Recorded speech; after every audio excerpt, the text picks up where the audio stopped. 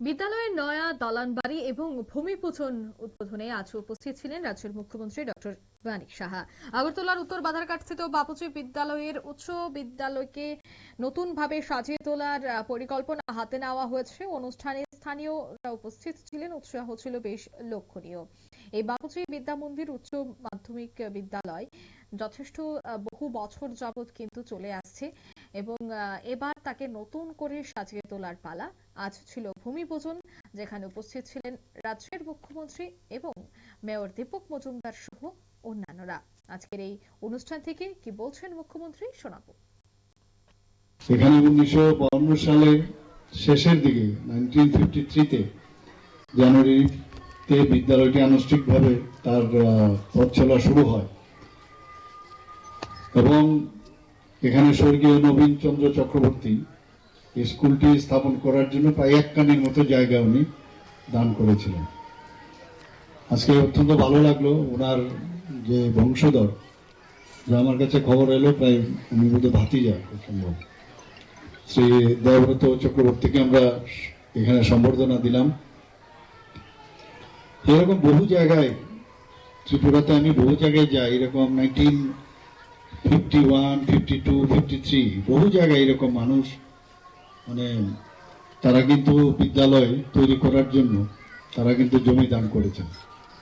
এটা সত্যি আমাদের জন্য অত্যন্ত আনন্দের বিষয় এবং তাদের পূর্ব ইতিহাস যদি আমরা দেখি, রাষ্ট্রবাদী যে চিন্তাধারা বা দেশ স্বাধীনতার সাথে প্রায় ব্যক্তিগণই যুক্ত ছিলেন, এখানেও তার ব্যতিক্রম নয়।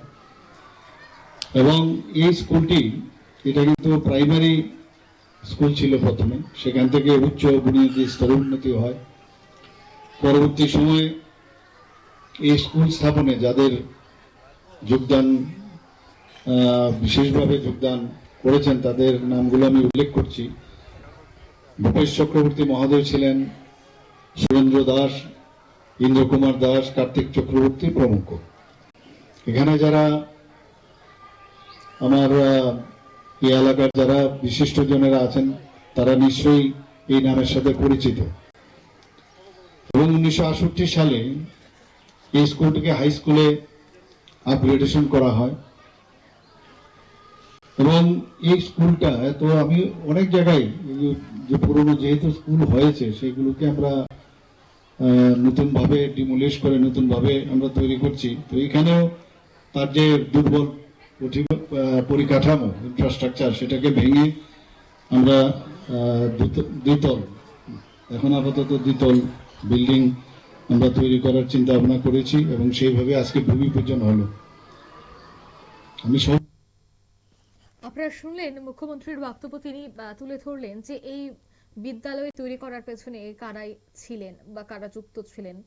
অন্যদিকে এই বিদ্যালয়ের জন্য আগামী দিনেও পঠন পাঠনে এগিয়ে যেতে পারে তার জন্যই তিনি দীর্ঘায়ু কামনাও করছেন। অন্যদিকে এই কাজ খুব দ্রুত শুরু হবে বলেও তিনি আশা ব্যক্ত করেছেন। নিয়ে নিচ্ছি ছোট্ট একটি বিজ্ঞাপন বিরতির, সঙ্গে থাকুন।